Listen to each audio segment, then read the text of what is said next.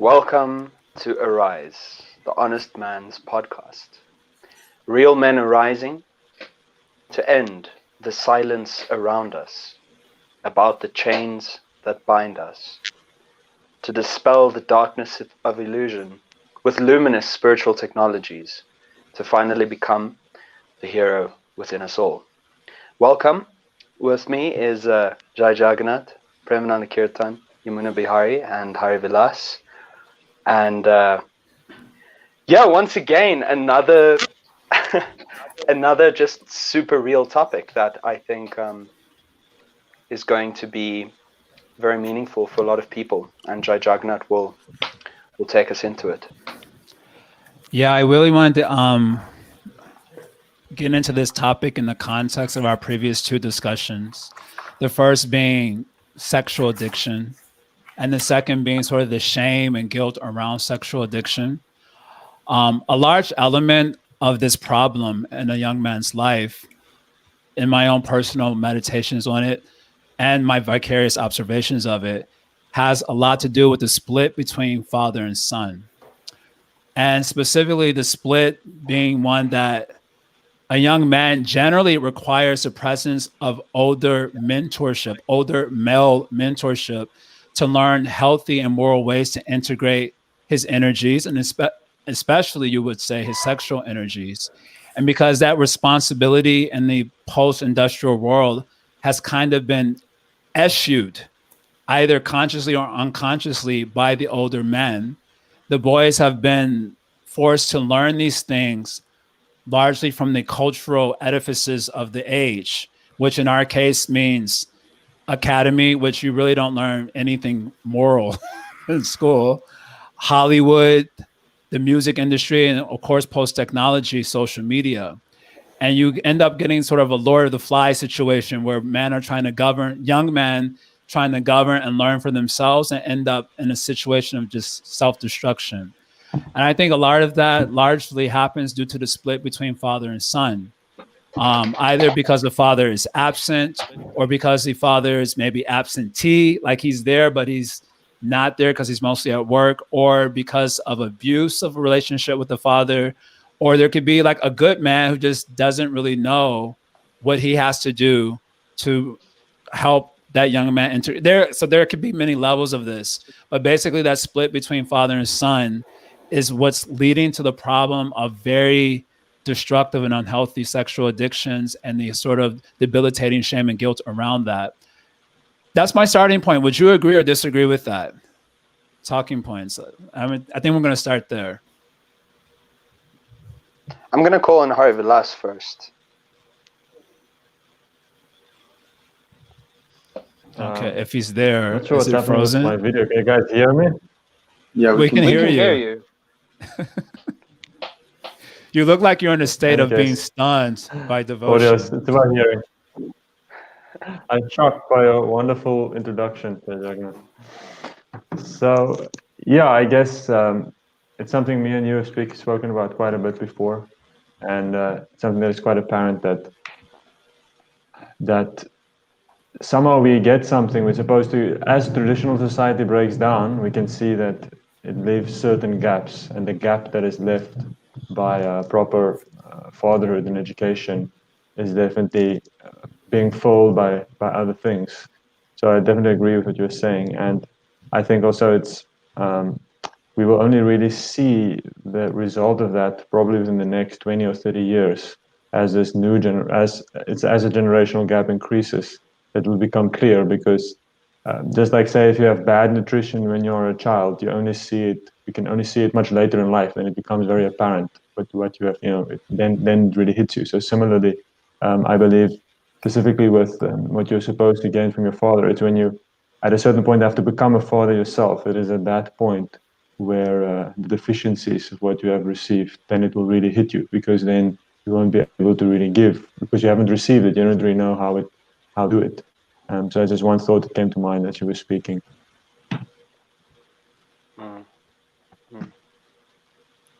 Absolutely.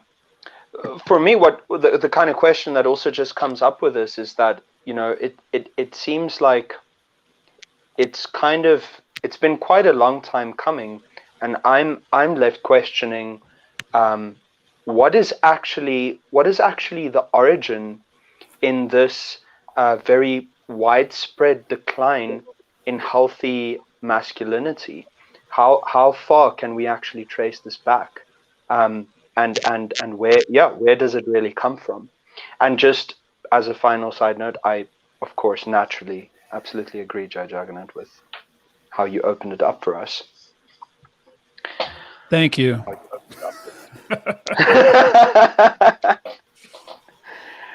Yeah, so the origin question is a big one, you know, because essentially taking it a little bit further, what does it really mean to be exemplary? Like if we had to boil it down to one thing, and I would strongly assert that it is the capacity to take proper responsibility in one's personal life, because taking proper responsibility for oneself enables one to then extend one's care and concern out to the family, and from there to the community, and there to the greater society. So perhaps as a as an essential thing, why has it become so much more difficult for men to take proper responsibility in these times? Very nice. Any other thoughts on that? Wow, Hari No? looks like he turned into a ghost. He looks like he's from the spiritual world. The Turiyo position, the fourth dimension. Okay, well, if there aren't any further thoughts on that, I've noted these two questions. I've noted 2 points from what I just heard that I would like to get to in the course of this conversation. But I think I would like to start off here that it's apparent, I think, in the larger societal mind and also in spiritual and religious communities, the extremely important role of a mother's love. A mother's love is always esteemed, always exalted. There are sayings like there's nothing like a mother's love. And yet when it comes to the father's love, I can't recall consciously ever hearing anything about it. The father's position is sort of relegated to, at best, being like a responsible provider, one who can support the family. Maybe in certain cases, he lays down the law if necessary. And these may be, of course, very traditional ways of thinking about it. But this is like, in my own mind, is all I can think of when it comes to a father. And yet his love and the role of his love, especially in the life of his son, is not something that I can consciously think of it being like necessarily appreciated or glorified. Even so far as to say, I've even heard things where like single motherhood is in some ways glorified, consciously or unconsciously, but the father's position is not considered as important. Or so, what are your thoughts about that? So that anyone can say. I have something, but I want to hear from you, Graham. Like, do you guys have something? Because I'm brewing. So I'm brewing. These are very deep questions, and I feel like I'm brewing right now. I'd love to hear if Premianda Kirtan has something, but I want to loop back around to what you posed to us as the first question, Karuna. I have some thoughts on that later. Right. Well, I can maybe, if Prem's still preparing himself, I can also just add that, Jai, it's very interesting how single motherhood is glorified, but I think, that's essentially because we're dealing with a very systemic issue here, where even in a very natural biological sense, the mother is the primary caregiver because she's the one who nurses a baby from the point where it's born. So generally, ooh, the echo. All right, the echo has left the room. So she's the one who's taking that responsibility, and so then it's just kind of like etched into the society that the mother's love is most primary because her biological function is most kind of essential in those first formative years. But then I do feel, however, that if fathers were biologically capable of providing the same level of essential care to their children, then it could very well be that single parenthood would be glorified and not just single motherhood, because single parenthood is what it's really about. You know, the capacity to take proper responsibility for another human being and to rear them in this world is just such an immense thing, that it's really just about one person taking that responsibility. So if men were to do that, they can and should be glorified just as much as women are for taking that up upon themselves. So you're saying because of the biological prominence and the mother-son relationship, therefore that relationship becomes more glorified because there isn't an exact biological link in the father-son relationship. It becomes sidelined. Am I hearing that right? I think that's something that plays into it. I don't think that that's, you know, that's it like in full, but it certainly plays a role. Okay. Other thoughts about this? Mother's love, yay. Father's love, what?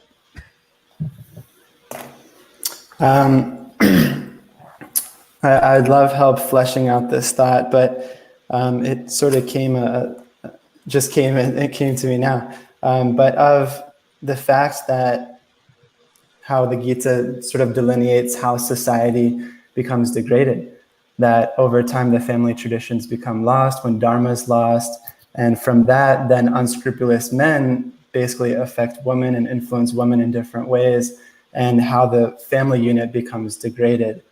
And so I was thinking as just like sort of as like linking to that biological characteristic of a woman, how if there's more and more single women taking care of children, that woman and the lunar energy, the female energy, is more of the energy of the mind and the emotion.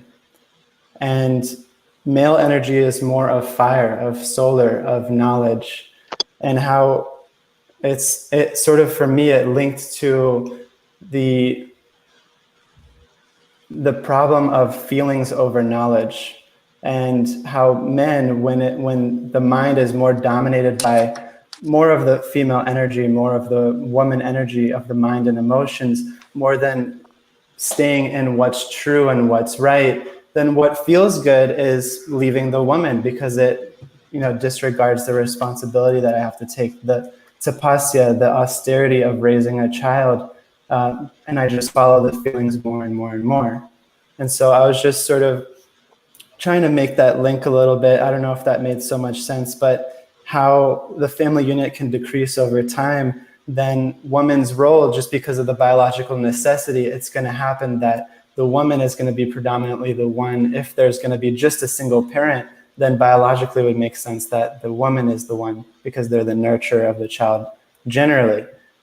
And from that, then you get a more lunar, mental, emotional based society, just speaking in generalizations. And from that, more feeling based decisions. And it sort of just goes over time towards more of that.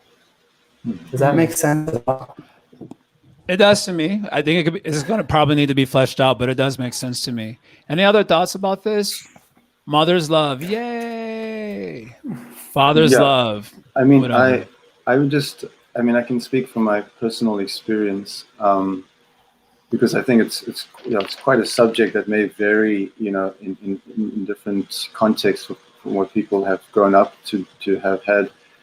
But I can say that, you know, it takes a village to raise a child, and I believe that your relationship with your father may be altered by the other figures that are prominent in one's life during one's upbringing. And I can say that because I had two older brothers who were much older, let's say 10 years, 13 years older than me. And they provided somewhat of a buffer for the experience I had with my father. And it allowed me to actually end up having a very healthy relationship, I would say, you know, when it coming to understanding or respecting his authority. And I actually, looking at it, I preferred the awe and reverence growing up.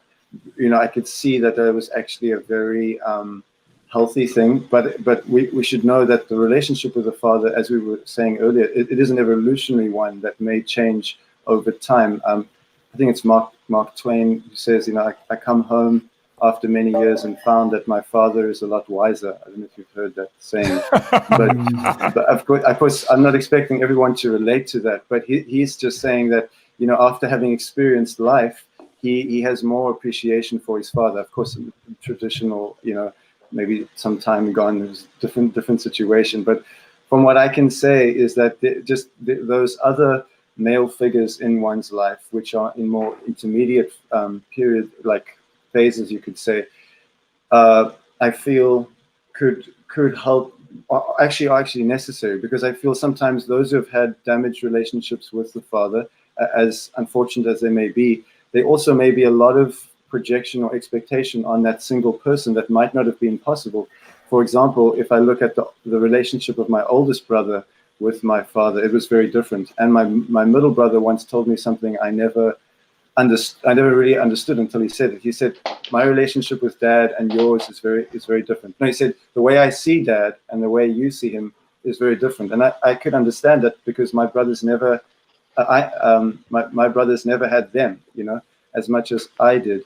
And I just feel like there is a lot more to play than just even maybe just a single father in the midst of that role that may be played in a healthy boy's life growing up. So if you're the first child, you're pretty much screwed. Better to be the third or fourth one down. Any thoughts on this, Harvey? Yeah. Well, I was thinking how, when I read this immediately, it's like if you have to choose between air or water, then you would choose air, because you can only survive a few minutes without air, and you can survive a few days without water. But at the same time, both of them are quite essential. So I think that the mother's love, in one sense, is glorified more because it is it is the first relationship that you have. So you only develop a relationship with your father as you become actually conscious. But those first initial formative years, it's only your mother. It's the only individual that is existing. She's giving you food. She's giving you everything, basically. But then it's only as your ego develops, as you become more conscious, then the father's role becomes more prominent. So you also see, for example, even up until the age of 5, the child is supposed to just be nurtured and nourished. But then when the child, Johnny Kapanen says, between 5 and 15, then the child should be disciplined. And that next phase of life is then definitely, that is the masculine influence that is to come in, and that's the father's role. So in one sense, I think that it's just like a chronological sequence of events. So you cannot, technically you can survive without the father. In one sense, you can just have a mother and sort of make it. But we see for the full development of the individual that that masculine influence has to be there. And I think that if we would think about how we glorify the cow, mother cow, but also father bull, dharma, and I think Vedic literatures actually, they glorify both simultaneously, because even the principle of guru is actually in one sense also like the Vedas is like the mother. And which is the mother and which is the father? The guru is the father, and the Vedas are like the mother. In any case, both of them are required. Yes. Nice. This actually leads to another. Okay, yeah, you can go, Ka. Yeah, just one more quick point is that I was just reading an article a little earlier in which the point was made that for an infant child in the first, especially in the first 2 years of life, their mother is practically their world. Like, mother equals the world, essentially. And even just from a, or also from a more modern psychological point of view, Erik Erikson, who is known as the father of developmental psychology, he famously formulated this model of the life phases that human beings go through. And what he theorized is that the first 2 years, and in every phase of life, there's basically a challenge that has to be overcome. And the challenge in the first 2 years of life is to establish trust versus mistrust. And if the mother is very, very attentive and very loving and very caring towards their infant child, then the child essentially learns that the world can be trusted, because the mother equals their world essentially, which lays a very, very, very important foundation. So however, last that air and water analogy is just, that was beautiful. Yeah, I want to pick up on that because it kind of leads to another question that I have. I've heard some nice arguments and points about the mother's love. And my question is that what are the limitations of that love? And Harvey Vilas has already kind of indicated it, but I would like to flesh this out more, not only in terms of how we theorize about it, but maybe also in terms of our own lived experience. What are the limitations of a mother's love? Now, the way Harvey Vilas has indicated this is in terms of once the child's ego develops, then that's when the father is supposed to kind of insert himself into the picture, so to speak, and help him integrate his new energies with the discovery of his newfound ego. And it seems to me this is the area where the mother's love kind of, in a sense, has to, not like as a categorical imperative, but kind of has to recede into the background so that this new sort of birth, in a sense, can take place, but through the father. And that doesn't happen a lot in the modern contemporary times for obvious reasons. So I wanted to ask, in terms of your own maybe reflections on it, but also in terms of your own experience, what are the limits of a mother's love where a father's love kind of is intended to pick up from, if you have a good father? And I like to say the reason that we've invited the guests that we've invited here is that we were looking for someone with a good relationship with their father. We were looking for someone with not so good relationship with the father. And then there's me, no relationship with the father. So it's we wanted to give sort of these different angles of vision. But this is my question. Where does a mother's love, and your own reflections on it, and maybe your own lived experience, where does a mother's love fall short where a father's love is intended if he's a responsible person to pick up? That's the question. I love this question, and I definitely have something to say, but I do feel strongly that, yeah, I want everyone to have a chance to respond to this, because as Jai said, getting these different perspectives are going to be really enlightening. So I'm talkative today, so I'm not going to continue being too talkative for the moment. Can we hear from someone else? I was just going to say that I feel like it's hard to begin accepting the fire required for character reformation or any change that we're developing as we're developing our identities. There's so many shifts and uncomfortable transitions to go through, and to really step up to the level of integrity that's, internally maybe asked of us, or especially from our spiritual communities are asked of us, if that hasn't happened prior, because we've only got the nourishing sides of things from the mother's relationship. For instance, my mother basically supported me with anything that I wanted. And I sort of challenge that sometimes now, like philosophically with my mom. I'm like, well, if I just wanted to do X, Y, and Z, like if I wanted to start eating meat again, or if I wanted to do this or that, you would just be like, oh, totally fine. Like, I support you. And she was like, yeah, basically, like to a good extent, And I was like, I think the male consciousness, like without the sort of guide rails, it can, especially in like the teenage exploration phase, those guide rails need to be somewhat kept on, definitely kept on, or else the just nourishing sort of supportive side that's like building, your sense of being cared for, being accepted, etc., from the mother, which is absolutely essential, which I definitely, need so much in my childhood. It becomes very challenging, especially, as you said, when the father is not like an exemplar, is not a hero, and we need heroes to look up to. And so when those heroes aren't there, we look to everything else. Other guys that are our age, other men around us, especially on social media, they become the heroes, and then we emulate that. And so then when the father tries to discipline you, if they're not, a man of like integrity, which is very rare and very difficult also, then you just see hypocrisy, that my father says something like this and he doesn't follow it himself, and he demands respect, but I see he's not respectful. And so then you're just like, well, I don't need that either. Like, he's not living it, and I can't be expected to come to this standard that's being asked of me if I'm not seeing any examples of it anywhere around me.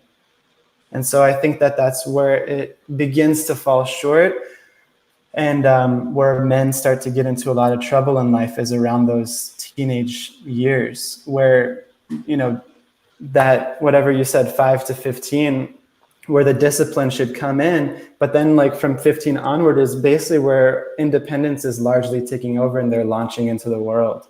And so if that hasn't happened yet, then it can become, quite destructive. So that's initial thoughts. Others? I have so many stories I want to share, but maybe I'll just start with this one. I'm sorry to interject. I'm always talkative. That's why I usually do the questions part, because I talk too much. But I have to interject there. I remember when I was 10 years old, going to one of my first white friends' house. And I say that with clear consciousness because in elementary school, I didn't have any white friends. White people were the devil.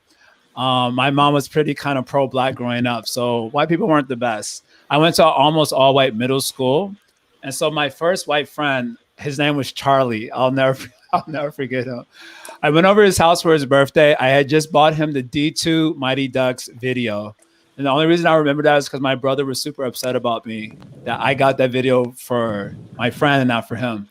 I go over his house, we're eating cake. And the father, both his parents live in the house, which was something that was very new to me because the elementary school I went to was predominantly all Black, and mostly no one there had their father in the house. So that became kind of normal for me.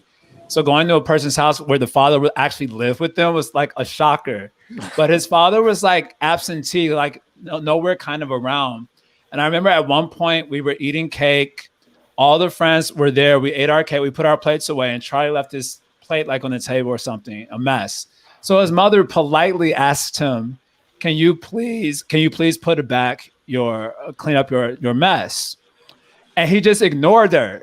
And I was like, homie, that's not a good idea, because in the communities that I grew up in, first of all, you never ignored your mother because that meant certain possible death. So he ignored her, and I was like, okay, let's get out of the way. She didn't say anything. Finally, she asked him again like 5 minutes later. And he was like, Mom, will you shut the up? And I remember when he said that, I was like, everyone run. I was like, there's about to be a murder in the house, because I'm thinking from my own experience, like if I even thought that, I would be in the hospital. But this people actually saying something like that. And I remember his mom just like laughing it off and saying, oh, Charlie. And I was like, oh, Charlie, whoop his ass. I wanted to see him chastised because I just thought that was just out of hand. Anyway, I tell that story in the context of like, I think in my case, because I come from a single mom household, and my mom was very much consciously playing like female and father role, and she used to let us know that she was playing like she was the man in the house also. And so she manifested what we might call like male energy, especially in establishing authority in the house. With in my friend Charlie's case, he had a father in the house, but at least in this instance, he turned out to not grow up so good. So I'm not going to try to throw his business out in the street, but he turned out not being so good later on. But it just seemed to me that was an area where the mom's love fell short. And there was a need for more, using Jamuna's language, more like solar energy, establishing boundaries, etc. Of course, Jamuna was saying when you don't see that example in the father, it becomes hard to integrate. But that's just an example of where a father's love is meant to help you to integrate your energies in a more healthy and moral way, and it didn't happen. And later on, this person ended up having a lot of really terrible problems in his life. So just anyway, I just wanted to throw that in there. in terms of my question and sort of example. I have my own personal examples also, but I'm waiting for that. So I Yeah. think it's important to understand that we see it and so many different analogies one can use. For example, if you're a writer, if you're into creativity, there's two parts of the creative process. There's the creative process, and then there's the critical process. So these two things, you speak to any writer, he will tell you. Sometimes you have to be a writer, so be creative. It's expanding, it's nourishing, it's going. And then you have to sometimes be critical, which is cutting and reducing. Even in Ayurveda, there's the two kinds of treatment. There's treatment that is meant to nourish and treatment that is meant to reduce. And so similarly in the raising of a child, these two things are opposed. You cannot do both of them together. So the mother's love it's nourishing and it's growing, but it is also indulgent to a certain extent. And then the thing with masculine energy, masculine influence on a child, that is actually demanding.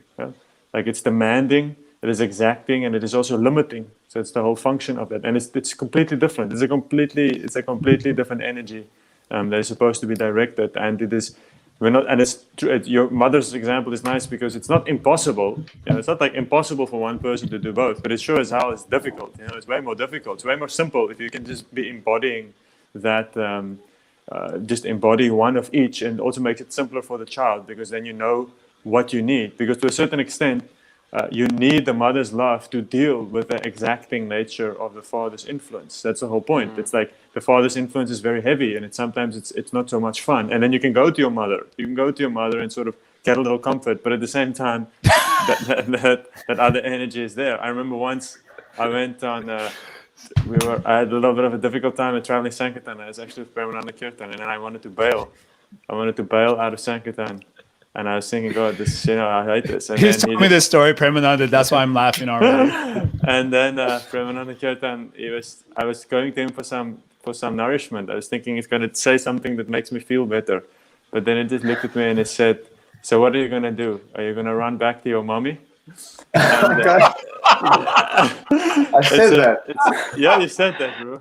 It's a formative influence. So the principle is that was a solar. He gave me some solar love, He gave me some, which is not always fun. And I think that the problem is nowadays people see, oh, the father's influence, but it's not always fun, It's like to be curbed or to be restricted is not actually fun. But it's actually, that's real difficult work to do. And also, like Muna was saying, the trick is the only way you can do that, to be nourishing, you don't really have to have a lot of, in one sense, it's very simple. It's like a way more simpler role. But the problem is when you become exacting or demanding, you also incite envy. If your character is not firm, then you will incite anger and resentment that has to be curbed. So therefore it's a masculine, therefore it's generally restricted to the father to do it because it requires a little bit of more, it's more of a violent kind of energy, to truth be told. I'm curious, hold on, before we go on, I'm curious to hear, Hari Vilas, about your experience, your personal experience with these two polarities of energy, like growing up. Because like you were mentioning, I experienced both polarities in one person, and it became very bewildering.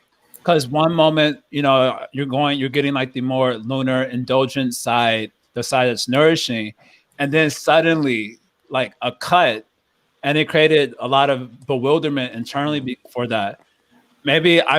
I think you had a very good relationship in your home where there was two different persons playing these two different roles. So how was your experience with the sort of transition from dealing with that sort of nourishing energy versus the more exacting, demanding energy? Like what happened personally? It's exactly that. It's like it was a full embodiment. I always got the same thing from each of them. So from the mother, you just get unconditional understanding and acceptance and support. Like always, it's like something on tap.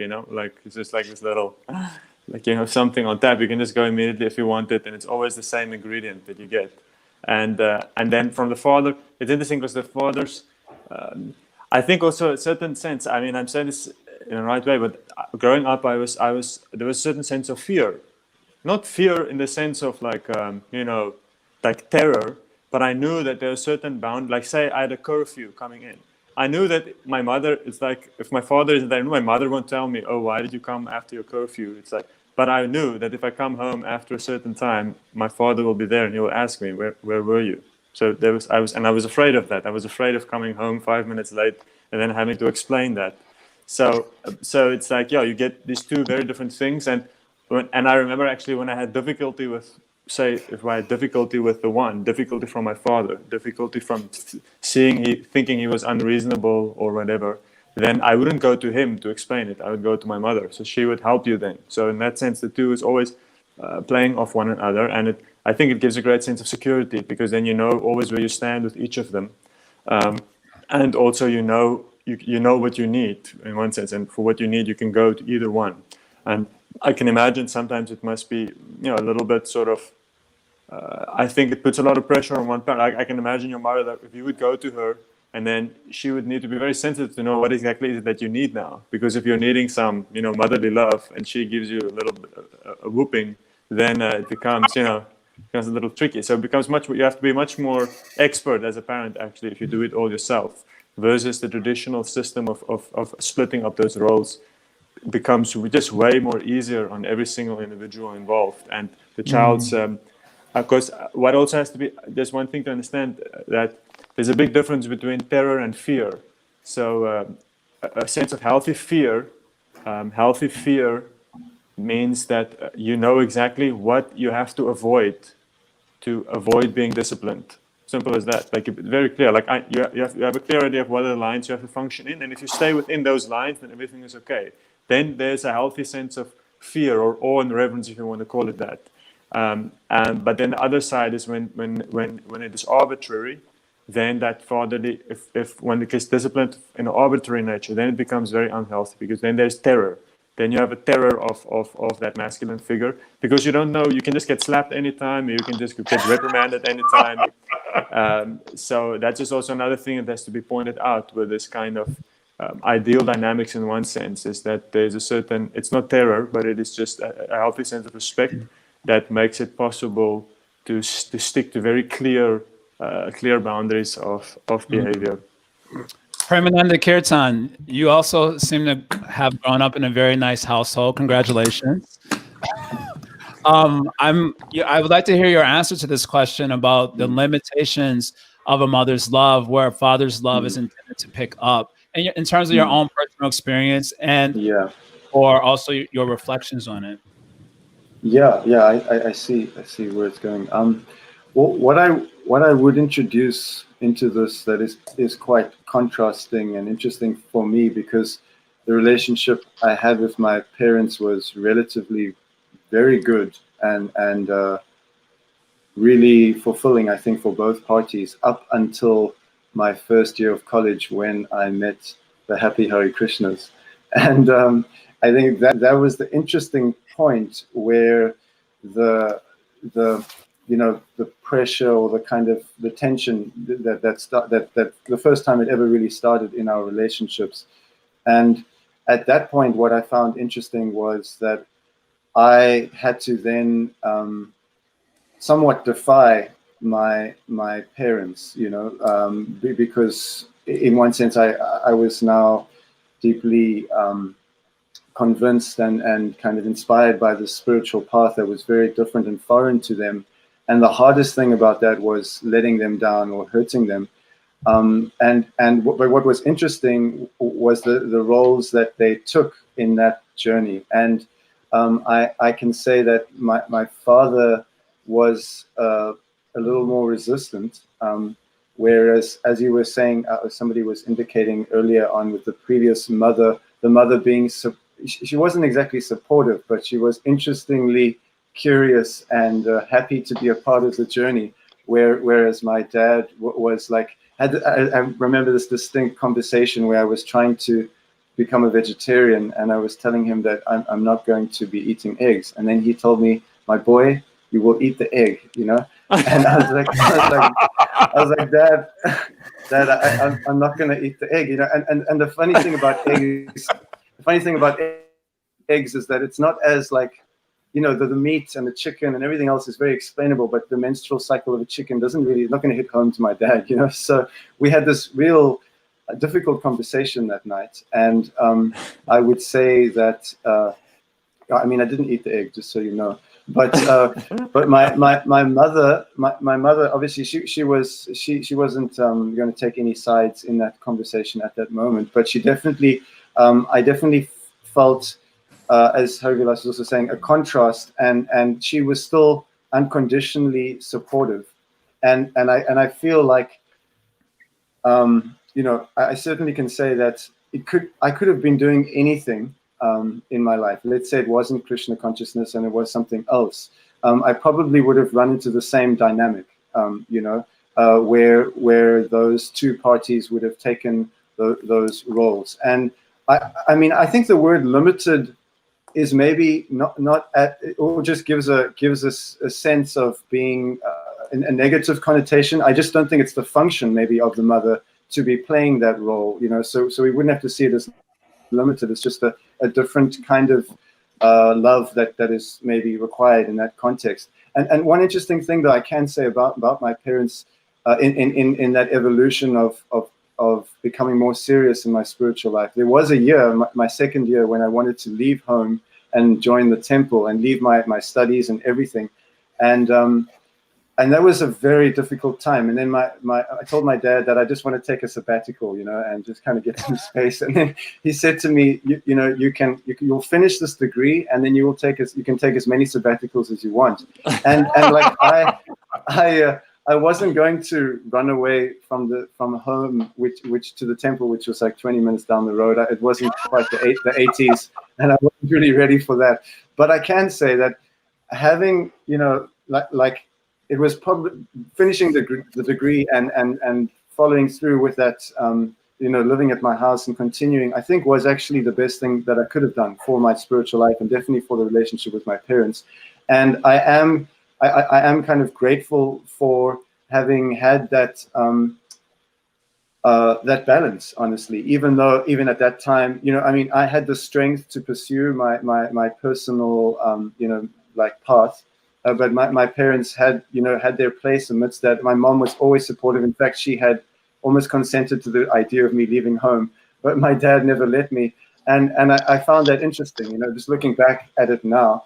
But again, now contrasting to where I am at this age and the relationship with my parents now, I must say that things are very different. And this is just something, as Hari Vilas was saying, those phases of life of a child's growth, things do change. And the way I relate to them now, Krishna consciousness is almost out of the picture completely as a foreign, difficult element, where now the responsibility from my side towards them has changed significantly. And I just wanted to keep that in mind amidst this like ever-growing relationship, because that period between all those phases of life are something to be considered, and especially in the older years.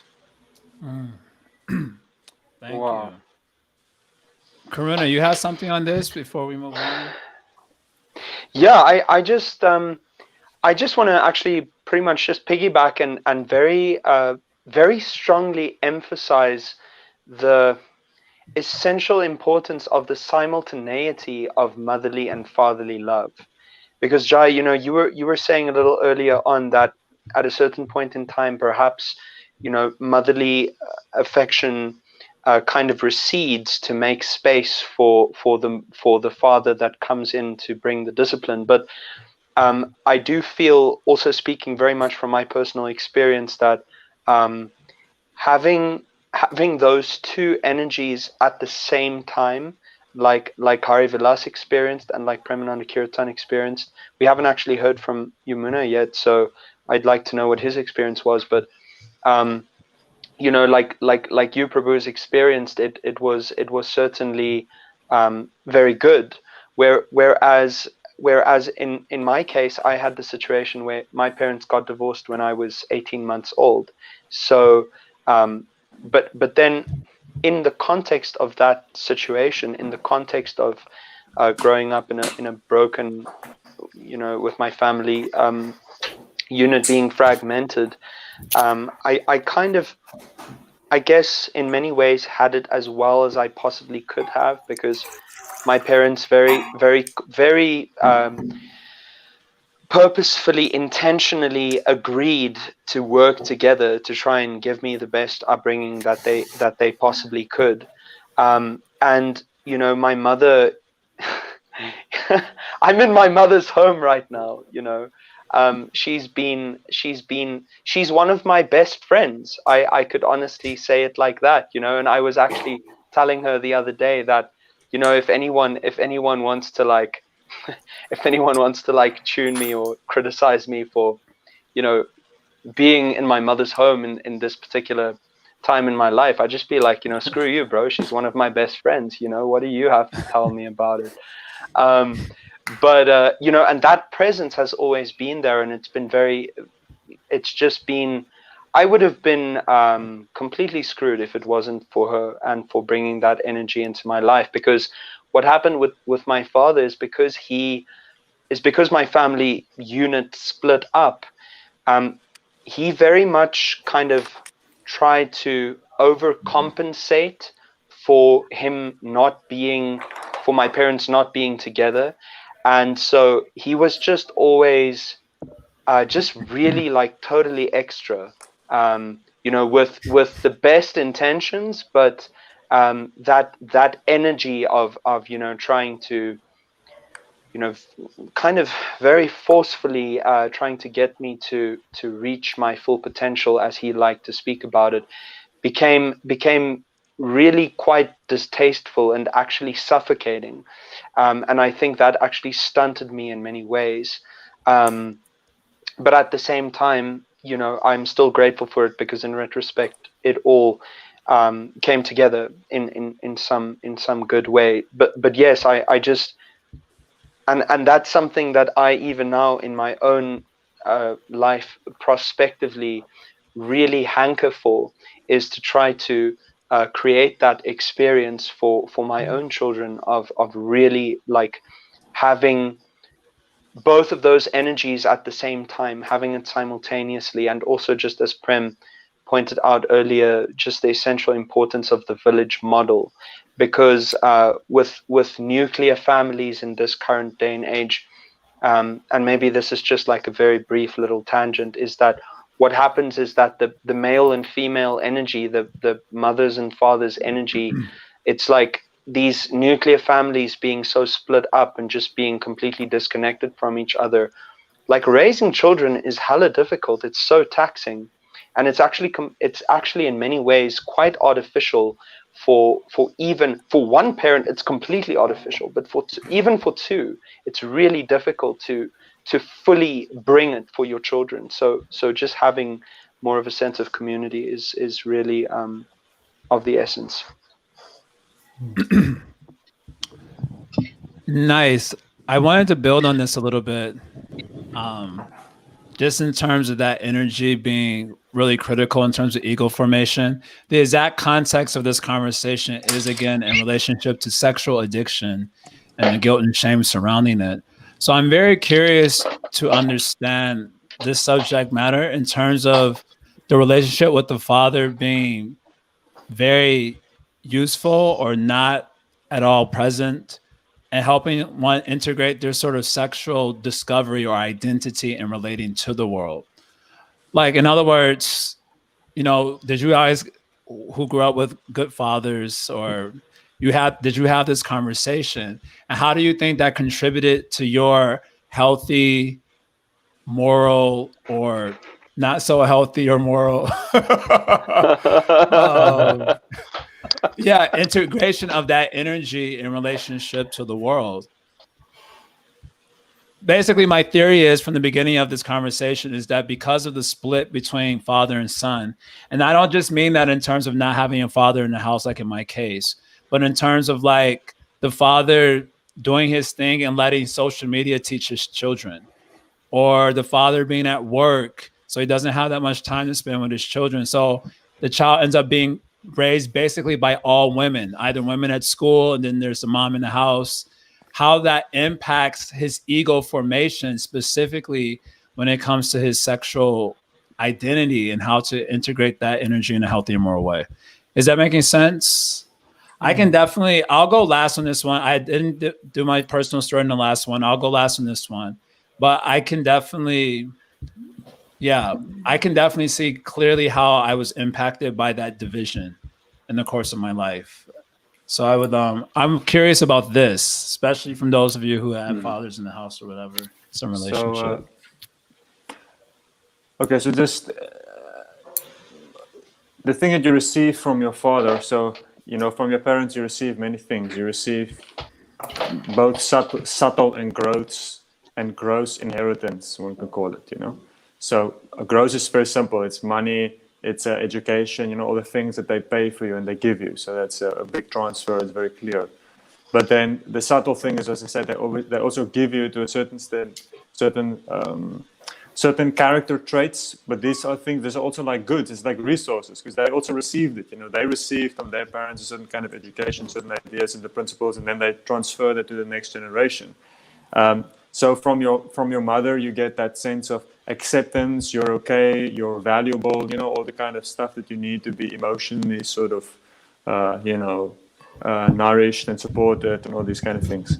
But then from your father, as you said, the masculine energy, it is exacting, it is demanding, and it is also setting boundaries and limitations.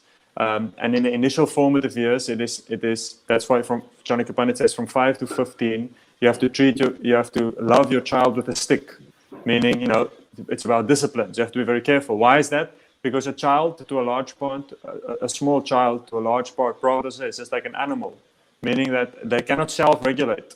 They just, they will just run around, do this. They have no intelligence. The intelligence is not formed, so they cannot regulate themselves. They will just eat chocolate cake the whole damn day. They have no idea that, what's going to happen to your teeth or these things. So the parents function as the intelligence of the child. So specifically the father, he functions as that part of the intelligence that is meant to curb, to restrict, to control, and also to push.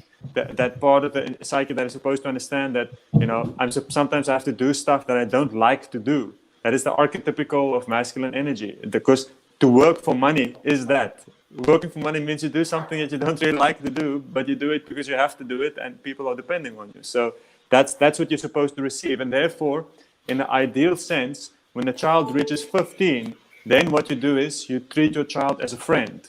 Because at that point, if you have properly transferred that self-regulating intelligence to your child, then you can leave him alone, and then you can just shake his hand, and you can say, now you make your own decisions, because now you're a grown-up man, and I'm supposed to have given you the ability to self-regulate, and now we can be friends. And that's what we also see in an ideal sense. Like now, if I think about my own relationship with my father, he's my friend. That's it. He doesn't tell me what to do. He can give me guidance just like any one of my friends, but we hang out. He's probably watching right now. He could be watching right now. Therefore, I actually just wanted to put this in there, to plug it in there just in case. So, but we see and even the same thing happens with the spiritual master and the disciple. In the beginning, the spiritual master is supposed to, it's a demanding and sometimes uncomfortable relationship. But at a certain point, the ideal of the relationship, I think it's, Rupa Goswami says it somewhere. See if we can find a quote. He says that the ideal relationship with the spiritual master is if the relationship becomes fully mature, then you realize that the spiritual master is your dearest friend. He's not now the person that disciplines you or the person that pushes. No, he's your friend. He's actually, if one becomes fully realized as a disciple. So that's in one sense the transfer that's supposed to happen. And the question was then, in terms of related to sexual energy, that's the same. Sexual energy, financial problems, all this stuff. It's because the intelligence, you cannot self-regulate. All the issues in the world arise because people cannot self-regulate, and then they go out of control. So the self-regulative ability is what is transferred from the masculine identity. So if you get that from your father, then you can deal with whatever the issues it is in life. And sexuality in the gross sense is that, and also further. You also get from your father a certain archetype for how you can deal with women. So, which is also then specifically in the relationship. So both sexual self-regulation and also the capacity to live up to the archetype of what is required to be a husband and a father. These are the two things that you get, that you're supposed to inherit from the previous generation. And that makes, and in the absence of that, then we can see there will be the potential for abusive relationships, or for sexual self-control issues to be there or whatever. It's all can stem from that lack of that. So you feel that you got that? Awesome points, by the way. This gross and subtle inheritance is a very cool idea. So you feel that you got that in terms of, like, when I think about myself, I know this is one area where I was using the word limitation, and Prem pointing out this is probably not the best word, but I distinctly remember having grown up in only a single mother household, that when it came to sexuality and sex, that was one area that, even though my mom was super accepting, she was super talkative about this, even from a very young age, so that I wouldn't be totally bewildered about it. But still, I felt I couldn't go to her with all these new discoveries. It was impossible. Like, and she was my best friend. Like, there is no doubt about it. I used to often say publicly at the time, she was my best friend. I could talk to her about anything but this. And I noticed a very distinct sort of schism when it came to that realm, which was, again, then filled by the cultural edifices of the time. You know, the internet was coming up and Hollywood and music and all that. I couldn't really go to her for those things. Did you have the same experience? Because you had a father with whom you had a good relation. Were you able to talk to him about these things, and how did that help you on a personal level integrate? Or this is you just something that you got subtly just from seeing him, and then you were able to integrate? I never had any like explicit conversations about these things. I guess you just learn it sort of in between. I think once he maybe just told me when I went for a weekend away, he just sort of looked at me and he said, you know, just don't knock someone up. That was about, I think, about as much as we spoke. But I mean, also we have to see, I guess, yeah, I don't know. Maybe it's also different how explicitly these things are supposed to happen. I'm not sure, but at least that, I guess the Jamuna says the best advice you can expect to go with you guys. Yeah. Oh my God. Don't knock someone up. All right. Jamuna, Prem, Ka, same question. This is less theoretical, and I'm just more curious as a person who didn't have this energy in life. Yeah, absolutely. I love that idea of the gross and subtle inheritances. I think really what we're looking for, you know, from the mother is nourishment, and especially of the mind, to pacify the mind in times of distress, and encouragement and all that. And then from the father, having different things provided. And so my parents actually split, just like Karuna's. I don't have a single memory of them together. And then unlike his, they were actually sort of factioned against each other, with me in the middle. And so they always just like, oh, your mother, you love your mother more, blah, blah, blah. And then, oh, you love your father, and this and that. And there was just like all these, like, it was so confusing because they try to pit you against each other, you know, against the other. And I would say from that, of course, frustration arose. And so I took shelter more of my mother, because it was like the nourishment I needed in a time of conflict, even though I knew both of them really did, you know, care about me and on a deep level want to see me thrive. I know that for sure. But it was a lot of conflict at the time. And so I would say that when it came time to exploration around sexual energy, you know, because the closest with my mother, again, you don't really feel comfortable discussing these sort of topics with the mother as a man. And then with the father, I would say that, you know, he definitely was focusing on the gross inheritance, that I think most fathers, they want you to basically be a better version of them. Like a version of them that didn't make so many mistakes and just was like upgraded a bit. But I didn't have the same ideals, nor did I necessarily find all of the ideals or lack thereof inspiring within my father. Not to say that many parts of him weren't inspiring, but that the gross inheritance was there. My needs were always met. But as far as the subtle inheritance, I didn't feel like this person wanted to get to know me at all, or care about what I like or not like. And then when it came to sexual energy, when I was exploring it, I felt quite uncomfortable, like the different things that you discussed last episode around guilt and shame and all these things, and then added that in with conflict with the family. And also I felt from his side that he was sort of encouraging my consciousness in a way that I felt uncomfortable with. Like he would point out like women, he would point out, oh, like, look at that lady, or look at that like butt, or look at those like whatever it is, like pointing to like women as like just purely objects.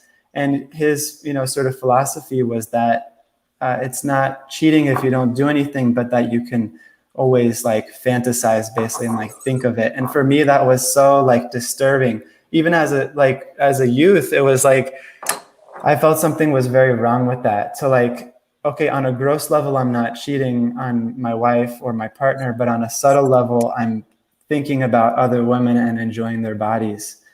And so also on that side, I felt like a push towards just enjoying and exploiting, and that it was okay to just think about women in any way I wanted, even if I wanted to one day commit to one.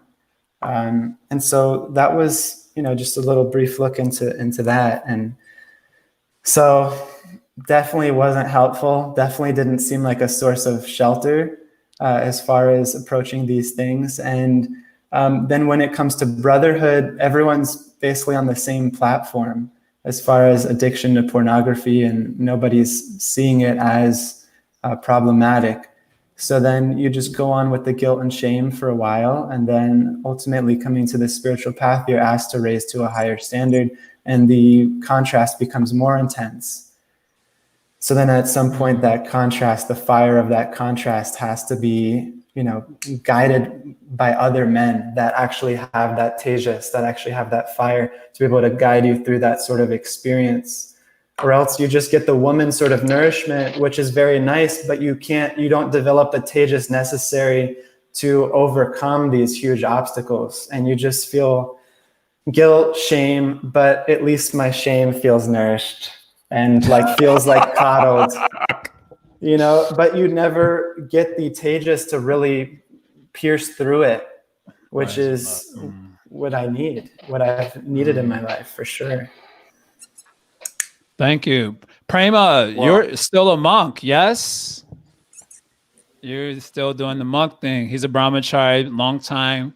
Brahmachari, I know many of you know him from his wonderful keyboard playing and trumpet playing with Indraduna Swami's band. So you already a little bit different. He made it. He made it. He's a little bit different in terms of his predilection towards a more renounced life. Still, the same question I have for you in terms of your relationship with your father, and of course, you've mentioned you had the buffer with your brothers. How did that impact, your sort of sexual identity? Like, did you ever have conversations with your father about these things? Yeah, it's very, very interesting. I should also mention my dad is a priest. Yeah? He's a Christian minister, so he's so he was always running the church throughout my whole life. I grew up in the church with my dad being the Christian pastor and my mom just assisting him. He was like the TP, and the temple president. And there was distinctive moments, very few actually, that some embarrassing exposure took place from my side in front of him. What I can look back now and really respect is that he told me something interesting. When we were in dialogue with a certain conversation, he said to me, I'm not gonna snoop after you, meaning like I'm not gonna try and chase you down. It's your choice, but I can promise you that you don't need those things. This is something he told me, and it left an interesting impression on me at that age. We're talking about 14, maybe 13, 14. And wait, slow down. So he saw you doing something weird. We'll just leave it at that. Okay. And then he gave this advice to you. A magazine I found in my brother's room. If you want to be more specific. You don't have to be specific, but thank you for divulging. Yeah. So he told me that he wasn't gonna like try and make me feel bad about it, but he assured me that I didn't need these things, and we didn't have too many conversations much more after that. I also got to be honest, I didn't expect that from my father. I wasn't looking to get validation for like the discovery of my hormones from him as much. I certainly had brothers, you know, and like older brothers that were, I must say, the two brothers were also very contrasting in my life. And I felt like, you know, I just felt, I could say, cared for to some extent. I would say, you know, I mean, I don't know what the entire Vedic view would be on this, but I could say that in one sense, you know, not projecting or expecting too much on the father in regard to too many details does help, you know, in those years, because having a sense of awe and reverence and almost like not too friendly too soon, I feel does help, because that figure or like that moment of I'm going to tell your father, or if your father finds out, I feel creates such a healthy and strong boundary in one's psychology, personally.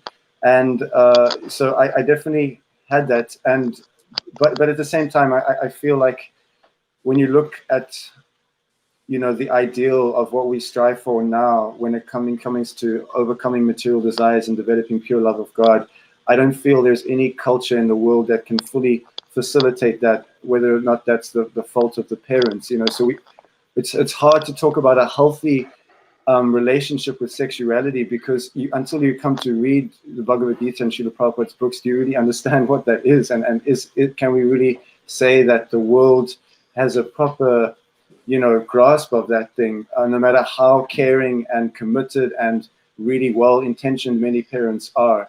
So I just find that's a little difficult to say, but I can say, coming from this Christian home, my dad kind of, you know, did proclaim that marriage was a superior form, that commitment to one person was a superior and successful life, and he showed that, I would say, by example. It was a 40-year, you know, marriage that never had any, you know, that challenges that I perceived as, you know, not fulfilling, and kind of left an impression on my mind that love is possible, that two people can make it work, that, you know, it's if you put God in the center, especially, that you can really transcend these things. Now, ironically, I have taken to a more renounced path, but this is the funny part, is that now I come home saying, "Hey, look, Dad, God is in the center," but, you know, it's not quite what they had instilled in me. But I can say that I did grow up, you know,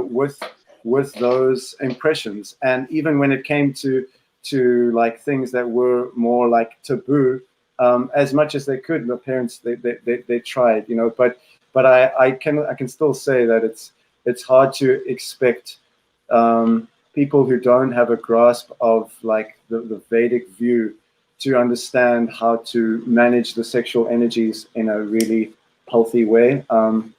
That's just one concern that came up in this question. If that's okay for me to. Very nice. I want to get back to that. I did note it. I'm going to actually get back to that. Karuna Avatar, you may have something on this also, as do I. Yeah. I'll just keep it brief. Like, my mom was never she was never very comfortable to really enter into this realm of sexual subject matter. I don't actually remember us ever having a explicit conversation about it. But I actually asked her this question the other day. I think in preparation for our first episode, when we were discussing porn, and we were just talking about it, and then she said to me, you know, I will never forget how you once asked me what I thought about porn. You know, that was when I was maybe like 12, 13 or something. And wow, I don't actually even. What a question. I don't. Well, yeah, I don't actually even. But the thing is, I don't really remember what she said to me, because yeah, it's just always been difficult for her to discuss it. Whereas on the other hand, well, let me just say that my dad spent the bulk of his 20s in the USA in the 70s. Wow. So you know, and he came out of that having just like an ultra liberal take on We got it. sexuality. And yeah, so let's just say that he was very, very encouraging, similar to Yumina's experience, or you know, maybe even Yumina's dad was a little bit more conservative. My dad was just like, you know, whenever you can, just let loose, Baba, you know. But and I just want to say, like, I didn't completely take that to heart, because similar to Yamuna as well, there was also an intuitive part of even my very young mind, also just flooded with hormones that just intuitively felt that boundless promiscuity just can't possibly be a good idea. And so I guess I was kind of between those two influences. I was sort of just left to figure it out for myself, because as you know, we've also discussed George Feuerstein's book a little bit, Sacred Sexuality, and as he points out, we find ourselves in the midst of a worldwide sexual malaise in the Western world. And the fact of the matter is that apart from certain religious traditions that claim to have it figured out, you know, the secular world certainly doesn't have it figured out. So it also brings us to this point where we almost can't really expect Western parents in this day and age to be providing proper, balanced guidance. Now, there may of course be exceptions, but I think that is the general rule. And then we come to understand the Vedic perspective, which is very, very clearly defined, and even that, you know, is hard to digest coming out of the kind of context that we come out of, with just being completely oversexed. So yeah, I would like to explore that sometime in the future, because I would argue that it's not very clearly defined, even in our own heads. Like, for example, I'll just give a very quick example. We hear that there, according to how high you're up in the social position of Varna ashram, there are different rules that apply to you. So if you're outside of Varna ashram, very few rules apply to you. If you're a Sudra, lesser rules. And if you're twice born, more rules. You know, and if you're a Brahmana, you got the most rules. So how you engage with different aspects of life differ for different positions within the society, Vedically speaking. And Bhakti tradition is mostly concerned with transcendence, which includes transcendence of Vedic dharma and just a complete absorption in the Godhead and so on. So I would argue that it's not super clear to us what is the Vedic standard. For example, you know, if you're a Shudra, when it comes to sexuality, sex, the rules are very lax. What to speak of if you're outside Varnashram. Whereas because this is a Brahminical society, we are expected to tend to a more Brahminical standard surrounding that. Turns out that many members in the society, we ain't Brahmanas. So then it becomes bewildering for us how it is we're supposed to engage in this. So I would just say that's not super clear to us. And that would be a very interesting subject matter to talk about here on Arise. But I want to get back to a point that you just made, and it kind of connects. You want to say something more? So Kai, maybe want to say something more. Yeah. I just want to very briefly conclude by saying that I mean, I don't think, I certainly didn't have it great with what my parents imparted to me about sexuality. It wasn't, and I have to some extent already paid the price for that. But you know, so yes, firstly, and then just secondly, you know, in terms of, I'm very, very keen for this conversation, because in terms of the the Vedic orthodoxy, or let us say like the orthodoxy of the Bhakti tradition as delineated to us by Srila Prabhupada and as mandated by his International Society of Krishna Consciousness, it's pretty damn clearly defined.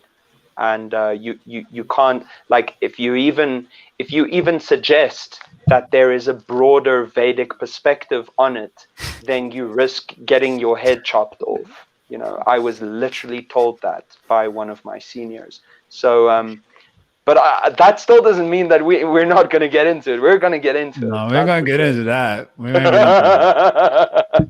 I want to just come back, and this may be a sort of finale thought question here, but just coming back to something Premananda said, and you've also mentioned it, Krunavatar, that we can't be holding our parents to any sort of rigid standard of helping us become more integrated in a sort of dharmic way or a way that helps us to flourish, because they didn't have that knowledge, et cetera, et cetera. And I don't think we're having this podcast necessarily to say that, man, how come they couldn't be better parents when it came to this area? But one thing that seems pretty self-evident from everything that I've heard here from all of us is that we didn't have these conversations with our fathers, what to speak of our mothers. That didn't like really happen.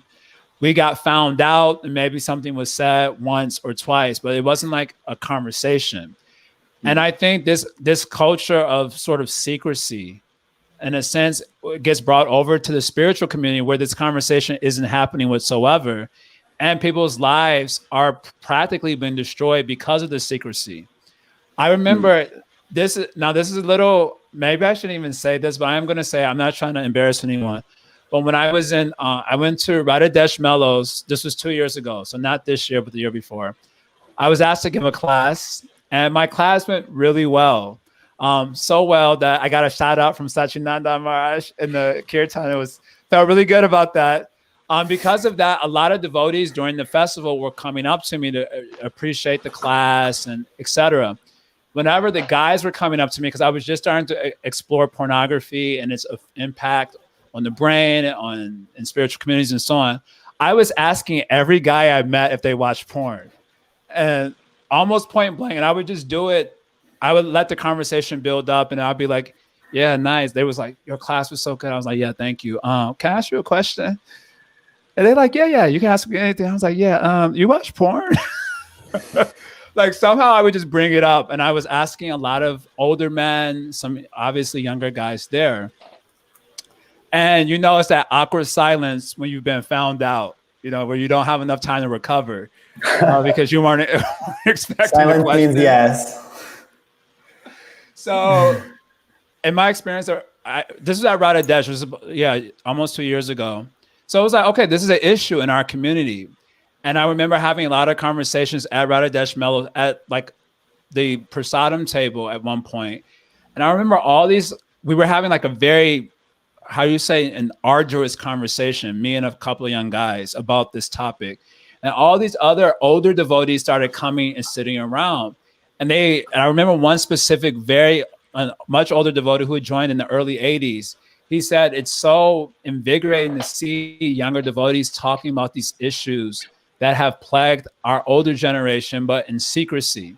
So it's clear from our conversation and from, I think, personal and vicarious experience, this is like, when it comes to sexual energy and sexual, it's a thing that's not really talked about at all, which also has it appears to me, negative impact. So my question is this then, in context of all this, my question is this. Do you feel that there should be more, let me say it like this. We're going to become fathers, either of our biological children, or we're going to take the position of like a surrogate father. Usually for younger men, you become the leader of a community. You're going to become a father in some way, shape, or form. And one thing that all young men, women too, but I'm talking from the context of men, will struggle with in this technology age is sexual energy. That's the eternal enemy of the soul, but it's specifically exploited to a profound degree in the age of technology. So if you have to do you think these conversations are important to have more of? And how might you have this conversation with your sons or your acolytes or disciples or whatever the position, how might you either introduce this conversation or engage with this conversation when the issue inevitably comes up in order to help persons become a more integrated, moral, healthy individual when dealing with this energy? Does that make sense? I didn't write it down, so but Absolutely. in other words, let me say it first. Do you think this conversation needs to be happening? Because it didn't happen with us, clearly. It was something that was kind of glossed over. So yes or no? Just, you can give it a thumbs up or a thumbs down. I'd say Now, absolutely. we have more Vedic knowledge, which our parents didn't have. So we have a way of engaging the conversation in a way that's dharmic, so to speak, as opposed to the maybe a dharmic advice we would have got from our, I don't mean this in a pejorative way, ignorant parents though. Okay, now you have proper knowledge. Are you going to stand in secrecy, or will you, be proactive and engage this conversation? And if so, what would you say in order to help persons become more integrated with this? I guess that's my question. This could be our final thing, but this, Yeah. Please. Just briefly, like, this is my favorite question because, also that's one of we have already recognized the need to have these kinds of conversations. And that's actually almost the primary reason why we started this podcast, is that we can figure out how to have these conversations. And I think that we should revisit this question. How would you have that conversation? I'd love to know how we're all going to answer that question in 1 year from now, after like the experience that we'd gained engaging with these subject matters in such an authentic and open way on a week-to-week basis. So just like big ups for the question. And then just my answer is absolutely. Absolutely, it is of the essence. And I do think that, it's almost, it's self-evident. The yes answer is self-evident, because we're diseased. We are diseased. Maybe I'm just saying we, and I'm including absolutely everyone to make myself feel better. I am diseased. And I don't want my children to be. And I look around me and I see so many young men who are struggling, just like I am. And the extent of the struggle is just not necessary. It's not necessary that we should be struggling this much. So yes. Premananda Kirtan, I'm curious to hear from you also, because you're a leader, you're a monk also. Is this a conversation that you've had to engage with other monks? Because I get a lot of brahmacharis messaging me nowadays. And I often wonder, why don't you just message your brahmachari leader? Like, why do you have to reach out to some stranger on the internet? Of course, a very charismatic stranger and a very nice one, but a stranger nonetheless. Why do you have to reach all the way out over there when your brahmachari leader is there, who's practically engaged with your life on a daily basis? Are these conversations you have had, or you see the need to have more in the context of helping persons come to a more deeper level of bhakti? I really appreciate this this question, and I know, because I've spent a lot of time with Karuna, I know he's very passionate about it, and I've observed that you're very vocal about it. But I can say, because you've had the deep experience, in the society, and especially with having gone so deep into the process of Krishna consciousness, and trying to make it practical and especially accessible for people in this world, I can say at face value, yes, I'm dealing with it. Yes, I think it's necessary. But I have observed, and I will also say that there should be the backdrop of the transformative experience of Krishna consciousness being the direction in which those conversations go. And I can say that there is a tendency, or there could be a danger in how how we come together, because essentially how we come together complaining or complaining is a hard word, but confessing our material desires and end up fueling that, realizing that it's everywhere and everyone's like this and this is such a thing, and then all of a sudden minimizing the very thing that's going to help us overcome that. And I think that the conservatives may be not opening up enough of view for like speaking about these things and just placing that thing artificially in front. But from my personal experience of dealing with this particular energy, of seeing the solution with others, I feel like if you are going to be in a counseling situation, or are you going to be helping your son, whoever it be, there should be a direction towards knowing that Shravanam, Kirtanam, Vishnu Smaranam, or that hearing, chanting, and remembering Krishna is the ultimate way in which this will be dealt with. Now, the interface and the way in which that you come to that point, I completely understand, will be different and maybe very individual. That's why, personally, I think there is sometimes a danger in publicly, projecting it without considering how people may be perceiving that. Like, I can respect the Honest Man's podcast, but it's coming from you guys who have had many years of experience in many fields and have a strong aptitude for both of these things, Krishna consciousness and psychology. And I feel like you're in a qualified position to do that. But there are many people that come from it from a different point. They're not looking for the solutions. They just want to cool down out of the fact that they may not be coming to that point of transformation, either because they're not applying the process properly or their association is too overwhelming.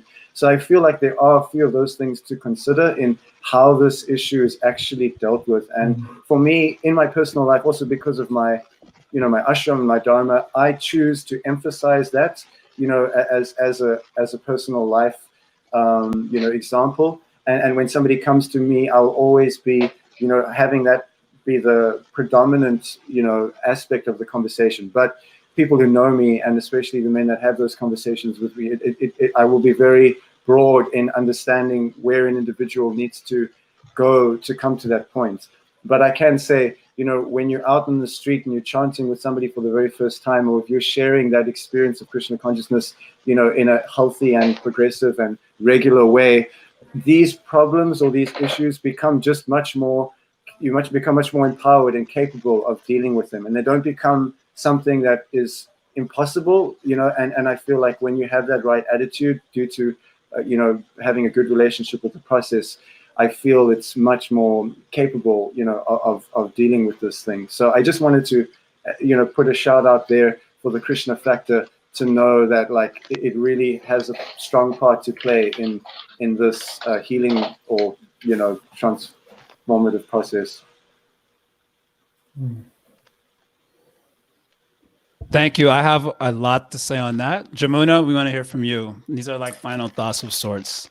Yeah, I think really what immediately came to mind was sort of the division between like a relative solution and ultimate solution. And, the relative meaning more on a biological side of things, as far as the physical body and the urges it has. And even within Ayurveda, it says there's 14 physical urges. The physical urges should not be suppressed, but the mental urges should be regulated and looked at.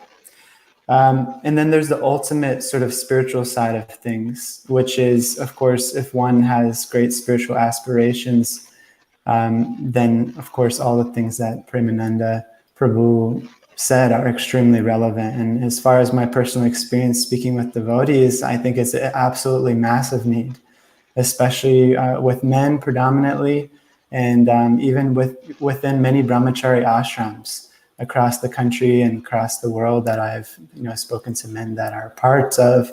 They're like, we need this, like we really, really need this, and nobody's doing this sort of work. So I think absolutely some sort of, these are sort of like explorations that we're doing together right now. So we're kind of, we have some material, but we're kind of exploring as we go and how to exactly do that. And we did it to some extent at Bhakti Center with, I think, quite good success, myself and Jai. But I think how I would, and how we addressed it was sort of on the same page, that there's relative sort of things that are more of like dharmic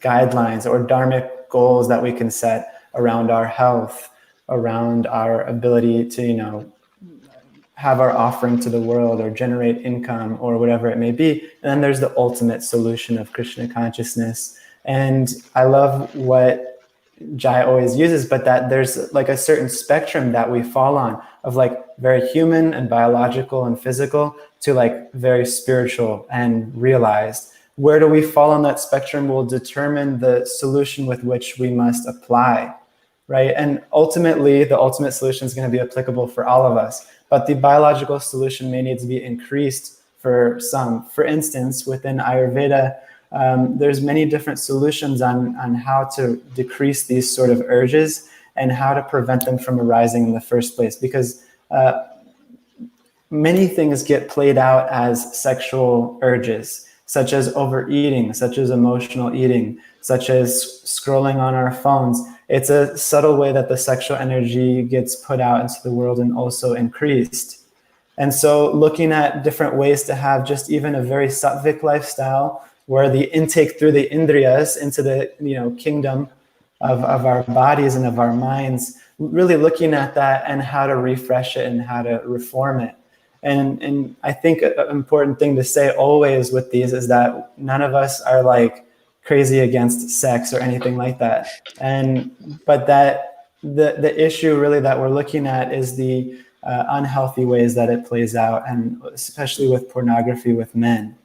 And so knowing that many of the times the emotional needs of nourishment are played out with these unmet sexual energies or too high sexual energies into all areas of our life using the indriyas, using the senses. And so I think there's very simple ways that I'd love to, contribute at another time with vital points of the body and different things to reduce that. So that's what I'd say. As usual, I always go last, so I feel that all the good points get taken first. Anyway, I do, but I wanted to particularly just in my closing remarks here reflect on the sort of concern that Premananda Kirtan brought up, which is one that comes up often. And I just wanted to create some clarification about why we're doing this podcast. And also even in our satsang group, which we're calling a Sexual Sobriety and Transmutation Sangha, the emphasis is actually proactivity. There are other groups like SA groups, I think they call them, like NA groups, AA groups. So there's SA groups also, what do you call it? Sexaholic Anonymous groups. And they kind of come together and they just kind of confess their sins of sorts. Karuna Avatar has gone to a couple of these events. He said they're pretty depressing. The sound of that, just when I heard about it as a concept, sounded very depressing to me. Like, okay, I'm jacked up and so are you. Where is the uplifting factor here? Yeah. But I do get the need for having a space to like honestly reveal one's heart and confess one's sins, the sort of the need to seek absolution. I get that, absolutely. But our group itself wants to focus more on the proactive part of becoming the sort of person that we respect, the proactive part of coming in contact with our inherent dignity, ultimately as eternal servants of God.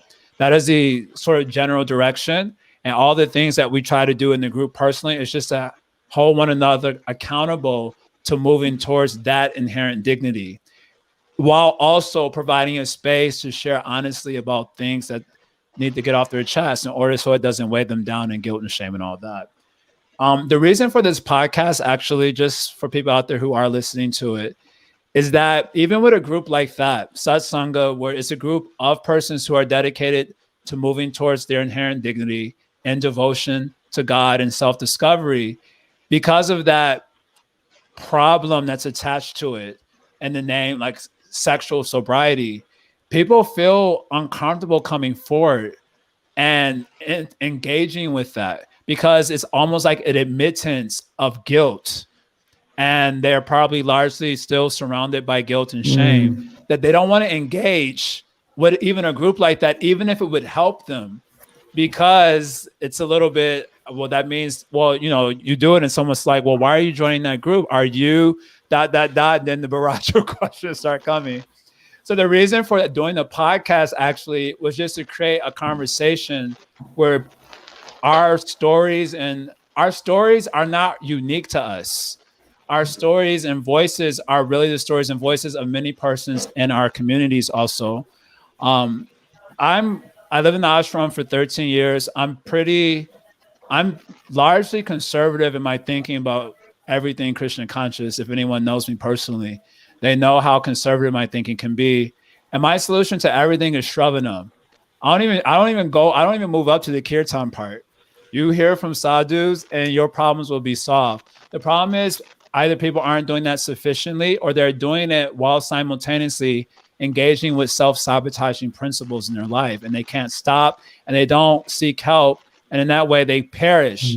As a sidebar, I always notice that in the Rupa Upadeshamrita, Rupa Goswami mentions what destroys bhakti before he mentions what nourishes bhakti.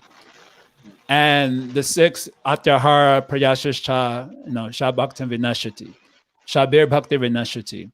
And I heard from a sadhu, the reason for this sequence of verses is to say that even if you're engaged with the positive, if you're also engaged with the negative, that's like taking the medicine but not following the proper diet. And so your progress would be largely stunted.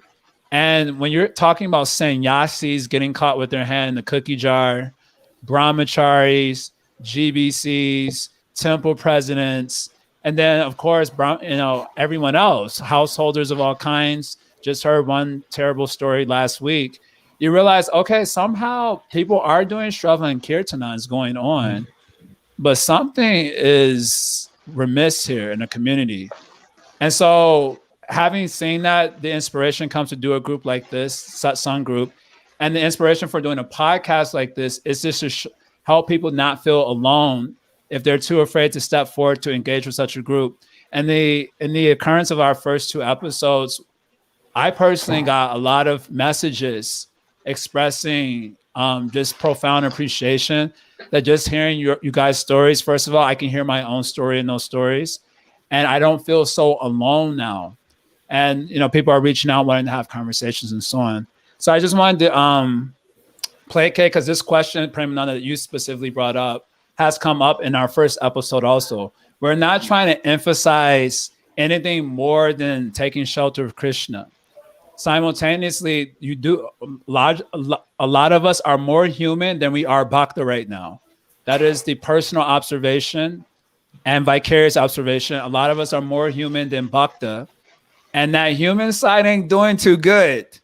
And it's not doing too good in secrecy. And so it's degrading in a more rapid pace. So I see other religious communities, they kind of speak to that more human side in order to prop it up so that it becomes anukulyasa sankalpa, favorable for moving, for nourishing and practicing your bhakti. So this is kind of the inspiration for this particular podcast and the particular group.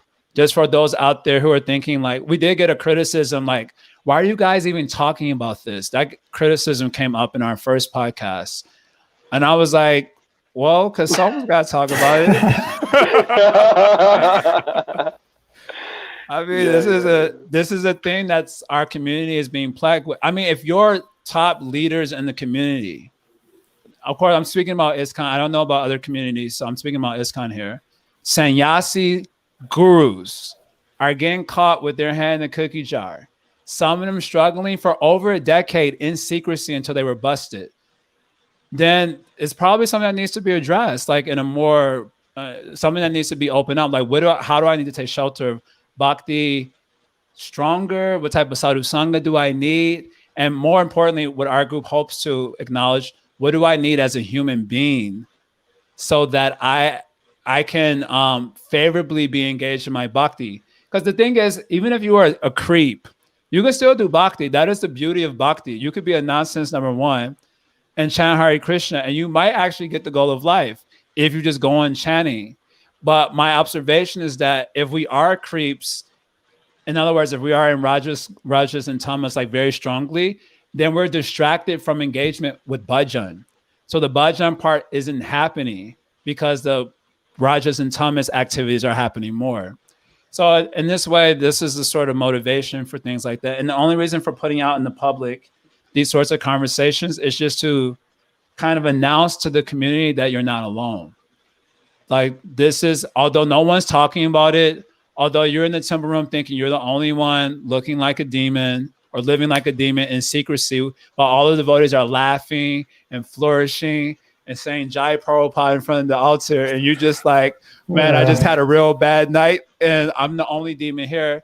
It's like you're not a demon and you're not the only one struggling. It's just something our community has not learned to deal with in a healthy way that is favorable for our engagement in bhajan. So my last statements here obviously have nothing to do with the question, but I did feel the need to bring this up because this critique is already coming to us. That this is, we're exploring something that hasn't really been explored in the open forum before. And we're definitely open to suggestions, but definitely the feeling is there that as we become fathers in the future, either biological ones or surrogate fathers, for those who shall take shelter in us, this is an area of life that can't just be glossed over, especially as we live more private lives with our phones attached to us like another appendage of the body. So anyway, those are my final statements there. More to just an answer to why this podcast, why our group, and a great thank you to you all for the, I mean, we only were able to scratch the surface. There's so much more that could be brought out with this subject matter. And I think we will have more similar topics around this one in the future episodes. But special thanks to Jamuna, special thanks to Premananda Kirtan. And we lost our Harvey. Last very special thanks to him also. Of course, always Karuna Avatar. And I, special thanks to you also as well. He's our guy here, really the inspiration for a lot of this stuff. So thank you all very much. To be continued. What a perfect place to end it off. Like my appetite for further dialogue and delineation is certainly stirred. Well done, Jai. Thank you. People like when I rant, huh? You could just do a mic drop after every rant, bro. It's so on point. Thank y'all for the encouragement. And until next video, thank you so much. Hari. Jai.